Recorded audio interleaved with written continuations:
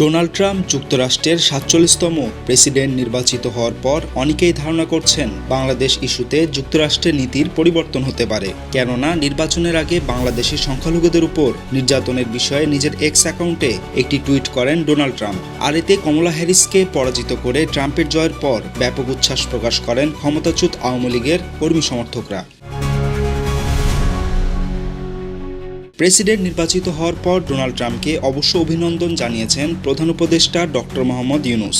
এক চিঠিতে তিনি বলেন, দুই দেশের অংশীদারত্ব আরও জোরদার করতে ও টেকসই উন্নয়নের জন্য একসঙ্গে কাজ করতে উন্মুখ রয়েছি। ডক্টর মোহাম্মদ ইউনূসের সাথে ডেমোক্র্যাটদের সুসম্পর্কের বিষয়টি অত্যন্ত পরিষ্কার। তাছাড়া ২০১৬ সালে যুক্তরাষ্ট্রের নির্বাচনে ডক্টর মোহাম্মদ ইউনূস সরাসরি রিপাবলিকান প্রার্থী ডোনাল্ড ট্রাম্পের বিরোধিতা করেন। এছাড়া ট্রাম্প ভারতের প্রধানমন্ত্রী নরেন্দ্র মোদীর ঘনিষ্ঠ বন্ধু, আর এদিকে সাবেক প্রধানমন্ত্রীও পালিয়ে ভারতে অবস্থান করছেন। আর তাই ট্রাম্প জয়ী হওয়ার পর একটি প্রশ্ন ঘুরপাক খাচ্ছে, ভবিষ্যতে কোন দিকে যাবে বাংলাদেশ যুক্তরাষ্ট্রের সম্পর্ক।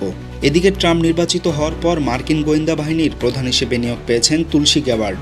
সম্প্রতি সামাজিক যোগাযোগ মাধ্যমে এক ভিডিও বার্তায় বৈশ্বিক বিভিন্ন ইস্যু নিয়ে কথা বলেন তিনি। সামাজিক যোগাযোগ মাধ্যমে ছড়িয়ে পড়া সে ভিডিও বার্তায় বাংলাদেশ ও পাকিস্তানের সংখ্যালঘু নির্যাতনের বিষয়টিও তুলে ধরেন তিনি।